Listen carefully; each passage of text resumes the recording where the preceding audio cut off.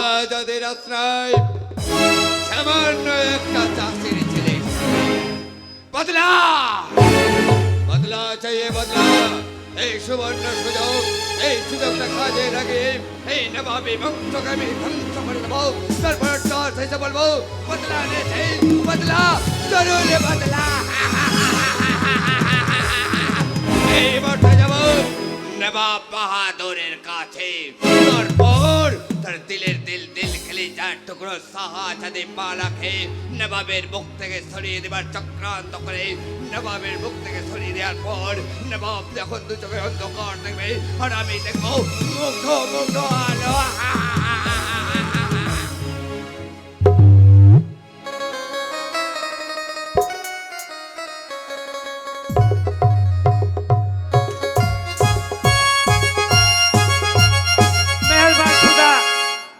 দুনিয়ার মালিক তুমি ছাড়া আমার কেউ নেই। দেখতে দেখতে আমার একমাত্র কন্যা শাহজাদি মালা অনেক বড় হয়েছে, তাই আনোয়ার খাঁকে ডেকে আমি ঘটকের সন্ধানে পাঠিয়ে দেবো। কে আছিস? আনোয়ার খাঁকে পাঠিয়ে দে দরবারে। তোমাকে অসময় কেন তলব করছি জানো আনোয়ার খাঁ? দেখতে দেখতে আমার একমাত্র কন্যা শাহজাদি মালা অনেক বড় হয়েছে, তাই আপনি যাবেন ঘটক সাহেবের কাছে। ঘটক সাহেবকে বলবেন একটা শাহজাদার সংবাদ আমাকে এনে দেবে। জনাব, আমি বলছিলাম কি ঘটকের কোনো প্রয়োজন নেই। কেন? কারণ কারণ বাচপান থেকে আপনি যে খোয়াব দেখেছেন, দিলের দিল কলিজার টুকরা, আপনার একমাত্র প্যারের বেটি শাহজাদি মালা, আর তার জন্য আপনি অনেক খোয়াব দেখেছেন, কিন্তু আপনার সে খোয়াব বরবাদ করে দেবেন। কি হয়েছে? তাই আমার দিলের খোয়াব চুরমার হয়ে যাবে? আপনি যদি অভয় দেন তাহলে আমি আমি অনুমতি দিলাম। আমি যাচ্ছিলাম প্রজাতির সংবাদ আনতে, হঠাৎ দেখছি আপনার সাদের ফুল বাগান থেকে একটা গানের কণ্ঠস্বর ভেঙে আসছে। আমি সেই গানের কণ্ঠস্বরটাকে অনুসরণ করে যখনই ফুল বাগানে প্রবেশ করলাম, কি দেখলাম জানেন? জানো কি দেখলে? শাহজাদি মালা আসনাই করছে সামান্য একটা চাষার। আমি বিশ্বাস করি না যে মালা একটা ছোট জাতের ছেলের সঙ্গে মহব্বত করবে। তুমি আমাকে নিজে রাখে দেখিয়ে দিবে?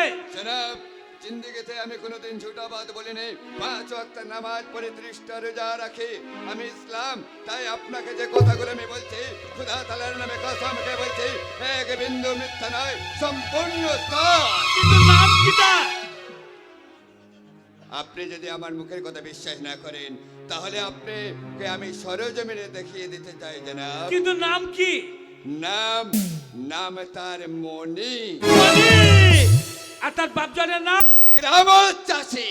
গ্রামত চাষি সেই বেয়াদব জরুল, যাকে একদিন আমি মুক্তর মালা দিয়েছিলাম, যার খাজনা আমি 3 বছর মাফি করে দিয়েছিলাম, সেই বেয়াদব। এক্ষুনি চলে যাও সে গরিব পূজাদের পল্লীতে, সে কেরামতের বাড়ি।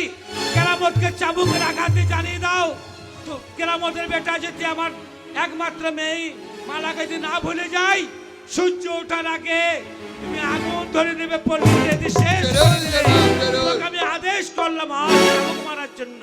জরুল জরুল জরুল। এবার এই মুহূর্তে উল্কার বেগে ছুটে যাব সেই গ্রাম চাষের বাড়ি।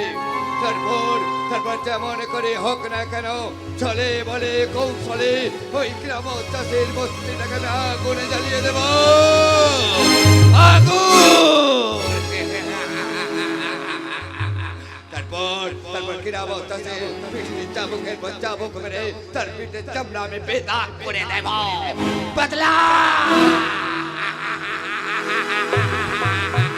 এবার এই মুহূর্তে যাব গ্রাম